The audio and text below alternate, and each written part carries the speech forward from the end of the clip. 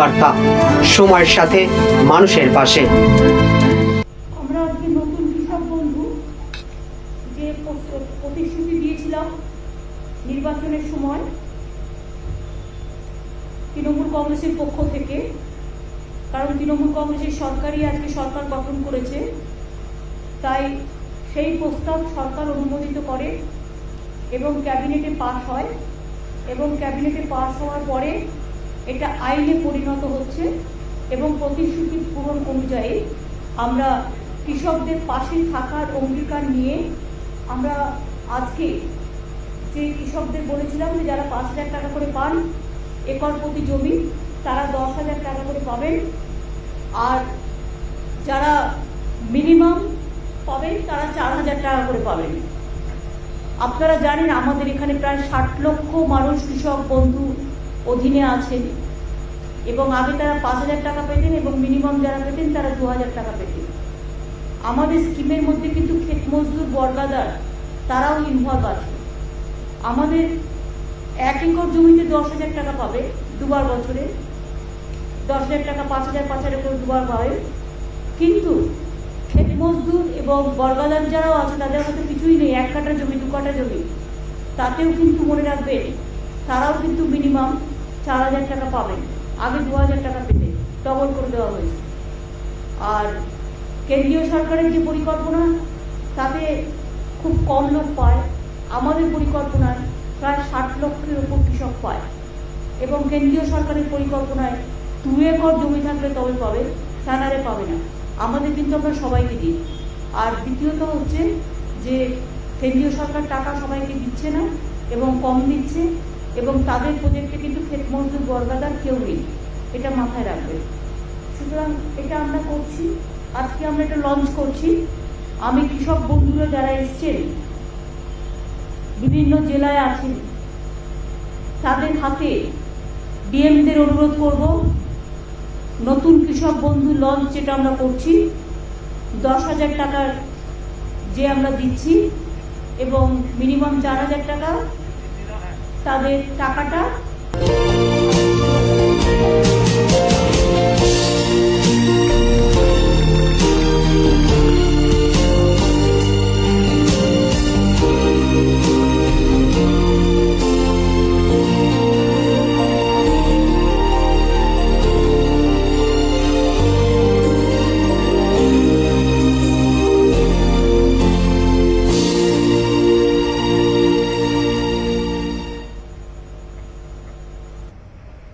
এবং আপনাদের জানান যে আজকে দিতে শুরু হলো সারা রাজ্য জুড়ে, বহু কৃষকের হাতে টাকা আজকেও তুলে দেওয়া হবে এবং বাকিদেরও আস্তে আস্তে পেয়ে যাবে বাকিরাও।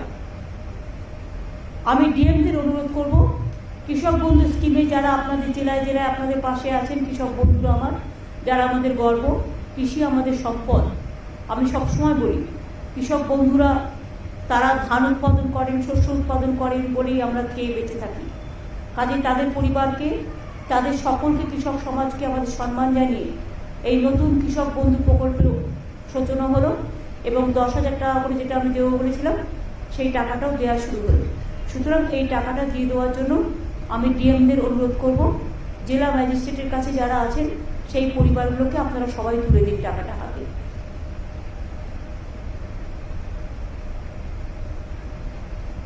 আমরা দেখতে পাচ্ছি আপনারা টাকাটা তুলে দিন সবার হাতে।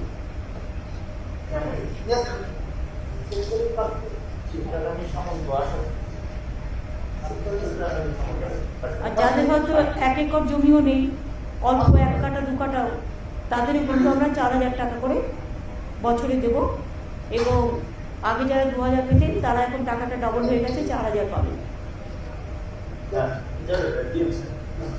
এটা খুব বড় প্রজেক্ট, সারা ভারতবর্ষে বাংলায় প্রথম এই ধরনের একটা বৃহৎ স্কিম কৃষকদের জন্য করতে পেরে আমরা কৃতার্থ।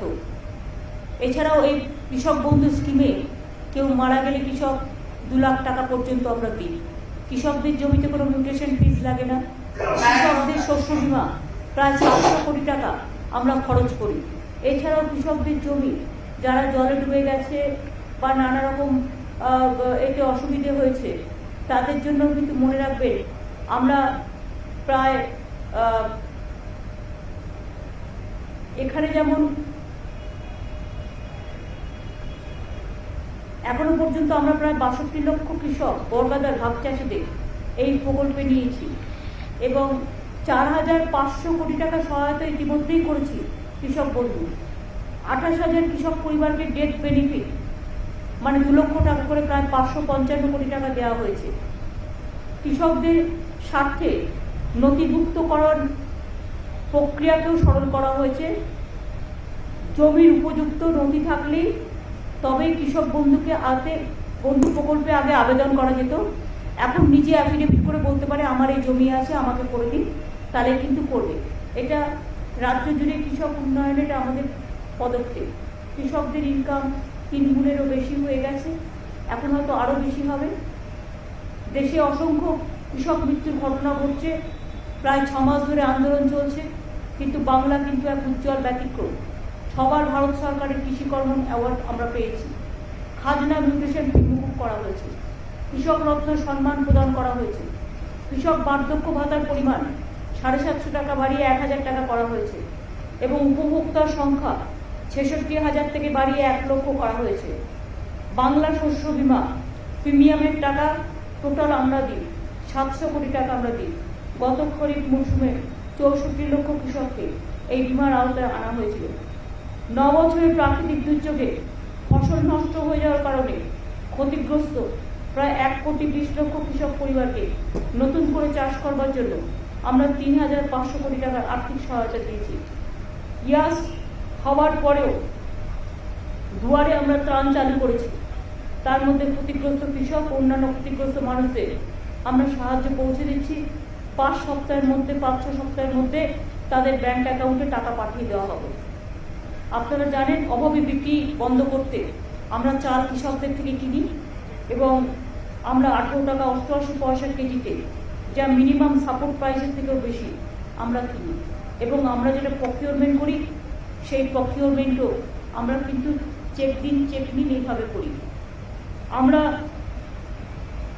অন্যান্য ফসলের অভাবী বিক্রি বন্ধ করতেও বিশেষ তহবিল গঠন করেছি। ৬৬ লক্ষ কৃষককে আমরা ২,৪১৫ কোটি টাকা আর্থিক সহায়তা দিয়েছি। রাজ্য জুড়ে ১৮৬টি কিষাণ মান্ডি তৈরি হয়েছে। ৭০ লক্ষ কৃষককে কৃষক ক্রেডিট কার্ড দেওয়া হয়েছে। আগে ২০১১ সংখ্যাটা ছিল মাত্র ২৭ লক্ষ। আরও ২০ লক্ষ নতুন কিষাণ ক্রেডিট কার্ড প্রদান করা হচ্ছে। ৫০ লক্ষের বেশি সয়েল হেলথ কার্ড মানে মাটির জমি পরীক্ষার কী রকম মাটি সেটা আমরা করছি। ১৬৫০টি কাস্টম হায়ারিং সেন্টার স্থাপন, নামে মাত্র ভাড়ায় ক্ষুদ্র প্রান্তিক চাষিদের কৃষি যন্ত্রপাতি ব্যবহারের সুযোগ দেওয়া হয়েছে। অনেক ছেলে মেয়ে এখন কাজও পাচ্ছে। ইয়াসের আগে পাকা ধান তাড়াতাড়ি কাটতে আমরা প্রচুর হারভেস্টারদের কাজে লাগিয়েছিলাম, ফলে অসংখ্য কৃষকের ফসল আমরা বাঁচাতে পেরেছি। এছাড়াও মনে রাখবেন রাজ্যের ৬টি জেলায় বীরভূম, বাঁকুড়া, পুরুলিয়া, পশ্চিম বর্ধমান, ঝাড়গ্রাম, পশ্চিম মেদিনীপুর প্রায় ৫০,০০০ একর পতিত জমিকে কাজে লাগিয়ে পরিকল্পিতভাবে এগ্রিকালচার, হর্টিকালচার, মাছ চাষ, পশুপালন ইত্যাদি করার জন্য আমরা মাটির সৃষ্টি প্রকল্প চালু করেছি। ইতিমধ্যে ১৩,০০০-এর বেশি পতিত জমিতে কাজ শুরু হয়েছে। ইলেকট্রনিক ডেলিভারি সিস্টেম চালু করা হয়েছে, ডেলিভারি সার্ভিস সিস্টেম। বাড়িতে বসেই জমির পর্চা, মিউটেশন, কনভার্সনের মতো পরিষেবা আমরা অলরেডি দিচ্ছি। আর একটা হচ্ছে ইয়াসের সময় ২ পরগনা ও পূর্ব মেদিনীপুরে যেসব এলাকায় চাষের জমিতে নোনা জল ঢুকে গেছিল সেখানকার ২ লক্ষ চাষিকে সল্ট টলারেন্ট অর্থাৎ নোনা স্বর্ণ ধানের বীজ ও অন্যান্য ইনপুটও দেওয়া হচ্ছে। আজ এরকম অনেক কৃষককে সেই কিট, প্রতি কিটে আছে ৬ কেজি নোনা স্বর্ণ ধানের বীজ, মাইক্রোনি নিউট্রিয়েন্ট, বীজ শোধন করার কেমিক্যাল তুলে দেওয়া হচ্ছে। ডিএমরা তাদের কাছে যে চাষিরা গেছেন এই দুটো জেলার দক্ষিণ ২৪ পরগনা, উত্তর ২৪ পরগনা এবং মিদনাপুর পূর্বে নোনা জল ঢুকে গিয়ে ধানগুলো যে নষ্ট হয়ে গেছে সেগুলো আমরা স্বর্ণ ধান করবার জন্য আমরা এখানে নতুন করে কিট আবিষ্কার করেছি এবং অনেক কৃষককে সেই কিট নোনা স্বর্ণ কিট, প্রতি কিটে আছে ৬ কেজি নোনা স্বর্ণ ধানের বীজ, বীজ শোধন করার কেমিক্যাল সহ অনেক কিছু, এবং চাষিদের সুবিধের জন্য যৌথ বীজতলাও করা হচ্ছে। সুতরাং আপনারা বুঝতেই পারছেন, আমরা বলেছিলাম স্বর্ণধান, যেখানে জলা জমিতে প্রতি বছরই জমি ভেসে যায়, ধানগুলো পচে যায়, সেখানে আমরা নতুন ধান উৎপাদন করব, তাতে চাষিরাও বাঁচবে, তাতে আমাদের উৎপাদনও চলবে, এবং তাতে প্রতি বছর যে ঝামেলাটা, বিশেষ করে বন্যা এবং জল জমা, তাতে চাষিরা বাঁচবে।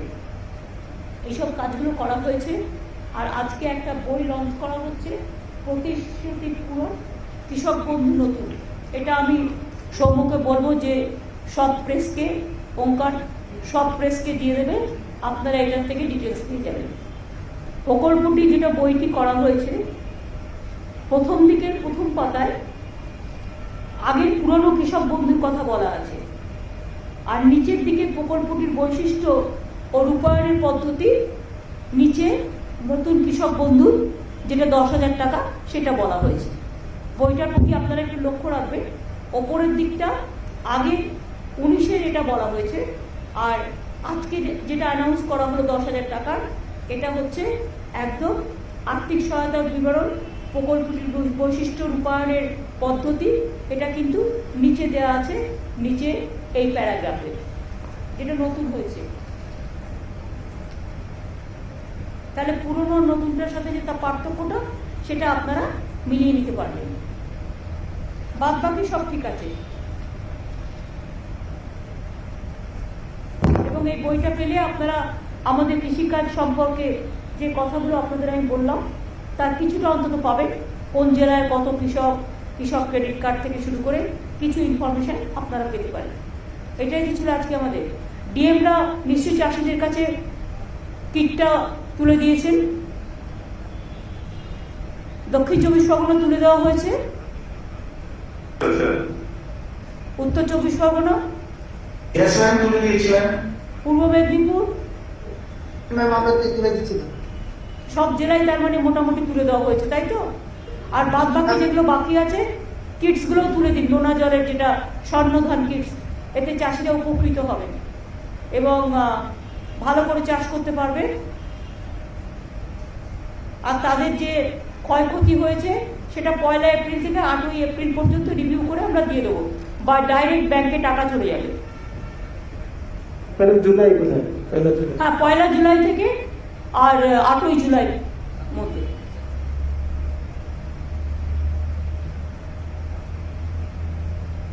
আর তারপরে আবার দুয়ারে টার্ন তো 18 তারিখ পর্যন্ত করা আছে, 18 তারিখের পরে রিভিউ হবে, এবং 1 তারিখ থেকে 8 জুলাইয়ের মধ্যে টাকাগুলো ব্যাংকে পৌঁছে যাবে। তারপরে আমরা দুয়ারে সরকার যেটা করেছিলাম গত বছর, আবার আগস্ট সেপ্টেম্বরে আমরা করব, আবার নভেম্বর ডিসেম্বরে করব। তখন যদি কেউ বাদ থাকেন কৃষক বন্ধু স্কিমে বা কোনো স্কিমে, তখন আপনারা সেখানে আপনার রেশন কার্ড নেই বা কিছু, আপনারা সেখানে নাম লেখাতে পারেন। এই পর্যন্ত আজকে ছিল, আর তো কিছু নেই। প্রেসের কিছু বলার থাকলে এই ব্যাপারে জিজ্ঞেস করতে পারেন। দিদি, হ্যাঁ, আপনি ইতিমধ্যে রাজ্যে বর্ষা ঢুকে গেছে এবং কদিন আগেই ঘূর্ণিঝড় ফলে কিন্তু অনেক ক্ষতি হয়ে গেছে। সেন্ট্রাল থেকে টিম এসেছিল, ঘুরে গেছে। আমফানের সময় আমরা দেখেছিলাম, এসেছিল, ঘুরে গেছে। এখনো পর্যন্ত এই যে লাস্ট যে ঝড়টা হলো ইয়াস, তার জন্য কোনো ক্ষতিপূরণের কথা সেন্ট্রাল থেকে জানিয়েছে? না,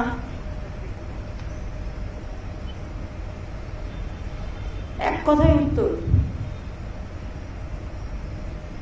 দেখছেন তো চারিদিকে, কালকে রাত্রিরে প্রায় 179 মিলিমিটার বৃষ্টি হয়েছে কলকাতায় এবং বিভিন্ন জেলায়। এমন অবস্থা, আর ওদিকে গঙ্গার জল ভর্তি, জল বেরোবার জায়গা নেই। এত বৃষ্টি আগে কখনো হয়নি, এবং আগামী 26 তারিখেও বড় বান আসবে। সুতরাং হুগলিতেও জল বাড়ছে, যেটা আরামবাগ, খানাকুল, আমি সবাইকে বলবো উলুবেড়িয়া, তারা যেন আগে থেকে একটু নিজেদের সচেতন রাখেন, সযত্নে রাখেন। এবং এরপর ঝাড়খণ্ডেও খুব বৃষ্টি হচ্ছে, বিহারেও খুব বৃষ্টি হচ্ছে।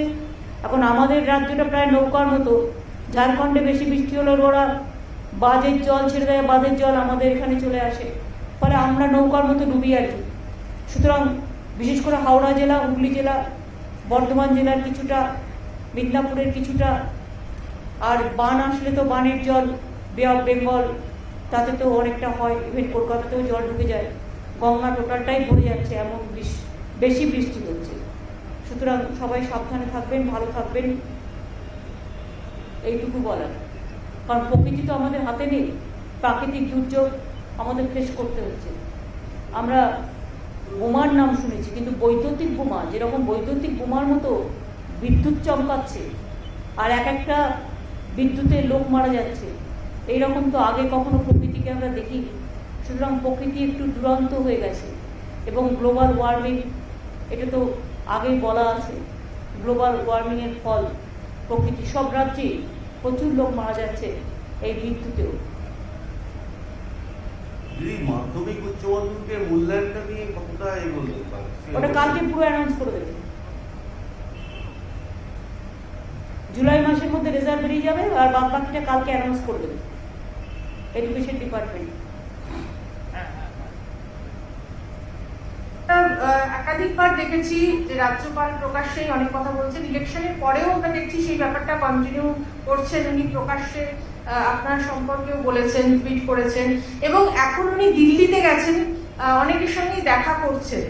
তো এই ব্যাপারটা নিয়ে যদি কিছু বলেন, আপনার রিয়াকশন যদি একটু পাওয়া যায়। না, আমার কোনো রিয়াকশন নেই। কিন্তু যেভাবে উনি ফাংশন করছেন, অনেকেই তো বলছেন যে সেটা ঠিক নয়। একজন সবাই যখন বলছে তখন আর আমার বলার প্রয়োজন নেই। সবাই তো বলছেন, সবাই বলছেন বলি সবার বলাটাই আমার বলা। আমার নতুন করে বলার আর কি আছে? একটা বাচ্চা হলে বকে চুপ করানো যায়।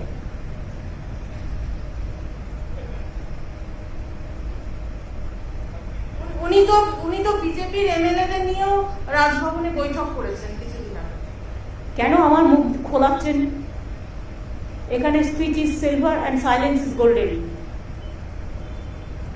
मेरा एक सवाल है, कुछ रीजनल पार्टीज ने आरोप लगाया है कि राम मंदिर ट्रस्ट में एक जमीन जो थी 2 करोड़ की जमीन को 18 करोड़ में खरीदा गया और उसके पीछे स्कैम भी हो सकता है। सामने ही उत्तर प्रदेश का चुनाव है, क्या कहेंगे इस पर? हमें इस पे अभी कोई टिप्पणी नहीं करना है कि ओसीम सिन्हा ने एक पॉइंट रेज किया है। उन्होंने जब रेज किया है उनके पास जरूर कोई एविडेंस होगा, इसीलिए उसको करने दीजिए। हम उनको पास से डिटेल्स लेने के बाद हम बोल सकते हैं। Ma'am, just want to understand how much has the cost for the Governor House increased in the past couple of years? In the past couple of days, you have heard as how several OSDs have been appointed, some are under question. Has the cost to operate Raj Bhavan increased in the past couple of years? Because the state government maintains that there is fund crunch. Has the Raj Bhavan cost has increased? That is obviously. But exact figure I cannot give you right now because it is not with me right now, because I was not aware of the facts. Raj Bhavan, not only here the Raj Bhavan, then Darjeeling also there is a Raj Bhavan. Then Delhi also, whenever you go with flight, everything. So there is so many expenditure. That is a constitutional post. Some expenses could have been avoided, ma'am, because the state has gone through COVID. I will research. I will make it study. Then I will let you know the properly. Though I know something, but it won't look nice. Somebody is telling something, so I have to say also the same thing. I cannot. তুমি অদম বলে আমি উত্তম হইব না কেন? এটা এক dialogue নবকুমারের। কি এখনো রাজনৈতিক সন্ত্রাস চলছে? কারণ রাজ্যপাল বলছেন। আপনি কি দেখতে পাচ্ছেন? না, আপনারা তো এখানকার সাংবাদিক, আপনারা কি দেখতে পাচ্ছেন কিছু? আমার আগে তো আপনারা দেখতে পাচ্ছেন। আপনারাই তো এগুলোর খোঁজ খবর সবচেয়ে বেশি রাখেন। আপনাদের যখন চোখে পড়ছে না, তা কারোর যদি চোখে নেওয়া হয় আমি কি করতে পারি? আমি কি কোনো সম্বন্ধে বলিনি, আমি বলছি কারো যদি হয় উচ্চ। দিদি, সাম্প্রতিক সময়ে দেখা গেছে বিভিন্ন সময় বিভিন্ন কমিশন, মহিলা কমিশন থেকে শুরু করে কখনো ডিজিকে চিঠি দেওয়া যে ভোট পরবর্তী হিংসা হচ্ছে, মহিলাদের নিরাপত্তা নেই, এই বিষয়টি নিয়ে কি বলবেন? এই যে বারবার চিঠি দেওয়া এবং রাজ্যে তারা আসছেন, ভিজিট করছেন, তারপরে তারা দেখুন, যে কেউ যে কোনো রাজ্যে যেতে পারে, তবে তাদের একটু বেশি করে উত্তরপ্রদেশ গুজরাটে যাওয়া উচিত ছিল। উত্তরপ্রদেশ গুজরাটে মধ্যপ্রদেশে না গিয়ে, যেখানে নদীতে ডেড বডি ভাসিয়ে দেওয়া হচ্ছে, যেখানে কোভিড পেশেন্টদের রেকর্ড রাখা হচ্ছে না, যেখানে একটা জাস্ট মবকে করতে গিয়ে 22 জন বিনা অক্সিজেনে মারা যায়, সেই সমস্ত হাতরাস থেকে শুরু করে সেই ইতিহাস না ঘেটে বাংলায় এত হারার পরেও লজ্জা নেই। বিজেপি সব এজেন্সিকে দিয়েই কাজগুলো করায়, এটাই বিজেপির হ্যাবিট, এটাই বিজেপির প্ল্যান, এবং এগুলো সব pre plan incident. It is not, there is no incident now after polling. Postponed violence, it was under election commission. At the time of election, there are some incidents, sporadic incidents, but all are not political. There are some personal enmities are also there. But when it is the matter is sub judice, I will not speak anything regarding this. I don't support any violence. I always tell my police administration to take strong steps wherever it may be, and if anything happens anywhere, we don't support that.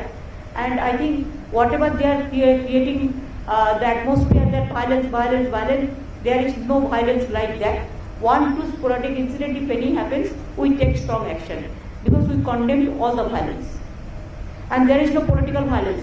It is the BJP gimmick violence.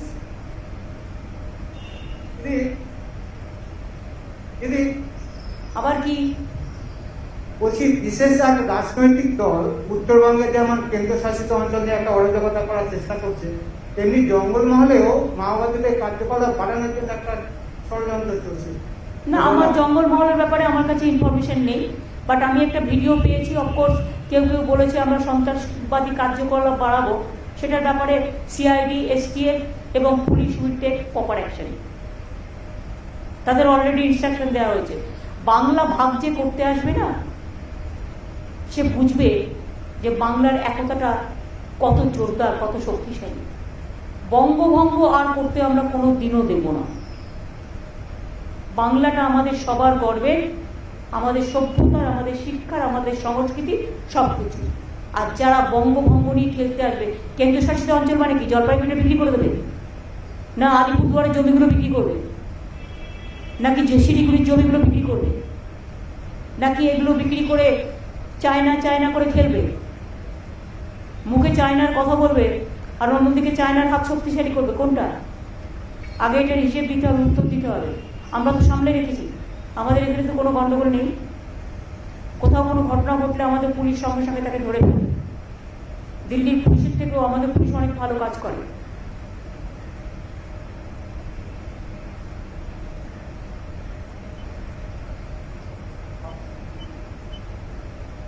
Ma'am, this issue has been going on for the past couple of days. The way the central government had tried acting tough on Twitter and other social media sites. How do you see this, ma'am? Twitter has been asked to follow. Very unfortunate. This is very unfortunate. They cannot control Twitter. That's why they want to bulldoze Twitter. They cannot control me, so they want to bulldoze my government. They want to bulldoze my party. They cannot control some journalists, so they want to kill them. So that is their phenomena. And one day there will be an end. There will be an end of everything. I condemn this. আমি আপনাদের কাছে বলি, আমাদের chief secretary জানালেন যে আমরা যে announcement করলাম 10,000 টাকা করে আজ থেকে দেওয়া হবে, ইতিমধ্যে আজকেই 9,78,531 জন কৃষক বন্ধু ফার্মার্স 22টা ডিস্ট্রিক্টে 290 কোটি টাকা রিলিজ করা হয়েছে direct bank transparent bank DBT সিস্টেমের মধ্যে দিয়ে। ইতিমধ্যেই দেখুন, অ্যানাউন্স করার সাথে সাথে লঞ্চ করার সাথে সাথে 9,78,531 জন কৃষক বন্ধু ফার্মার্স অফ অল 22 ডিস্ট্রিক্ট 290 কোটি টাকা আজকেই রিলিজ করা হয়েছে ডিবিটির মাধ্যমে। হ্যালো দিদি, সেটা হচ্ছে কয়েকটা সংবাদ মাধ্যম তারা খবর করেছে যে রাজ্যপালকে সরানো হচ্ছে। এই বিষয় নিয়ে কোনো রকম কিছু খবর রাজ্য সরকার জানেন? আমি কি করে জানবো? যখন রাজ্যপাল করা হয়েছে তখন আমায় জিজ্ঞেস করা হয়নি। যদিও নিয়ম আছে যে রাজ্যকে পরামর্শ করে নেবে, রাজ্যের কাছ থেকে কথা বলে নেবে, কিন্তু করা হয়নি। কাজে উনি চলে গেলেও আমাকে জিজ্ঞাসা করা হয়নি, সুতরাং আমি কি করে জানবো? আসা যাওয়ার গানটা ওরাই একাই গায়। দিদি আপনি কি চাইবেন এই রাজ্যপাল থাকুক? আমি কি থাকবো আপনাকে কি করে বলবো? আমি তো প্রধানমন্ত্রীকে 2-3বার চিঠি লিখেছি ওনাকে উইথড্র করে নেওয়ার জন্য। ঠিক ঠিক আছে, থ্যাংক ইউ, অনেক দিয়ে দিয়েছি। ভ্যাকসিনের ব্যাপারে কোনো রিপ্লাই বা কোনো কিছু এসছে ভ্যাকসিন নিয়ে? এখনো পর্যন্ত আমরা নারায়ণ পেয়েছি কিছু, যেটা অ্যানাউন্স করেছিল সবার জন্য পাঠাবে, সেটাকে চালু হয়েছে এখনো? ম্যাডাম 21 তারিখ থেকে আমরা আরম্ভ করছি। 21 তারিখ থেকে বলেছে দেবে। না দিদি, রাজ্যপাল কেন্দ্রীয় কয়লা মন্ত্রীর কাছে গেল, আজকে সকালে রাষ্ট্রপতি দুয়ারে দুয়ারে ঘুরে বেড়াচ্ছেন। তো মাননীয় রাজ্যপালের যদি কয়লার কোনো কাজ থাকে তো উনি যেতেই পারেন কয়লা মন্ত্রীর কাছে, এটা আমি কি করব? সেটা ওনার ব্যক্তিগত ব্যাপার।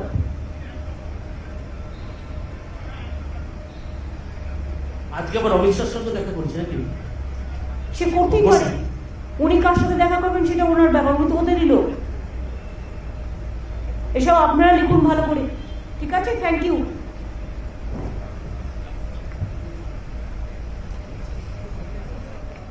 সাবস্ক্রাইব করুন যুগ বার্তা, ক্লিক করুন অ্যাপের বেল আইকন।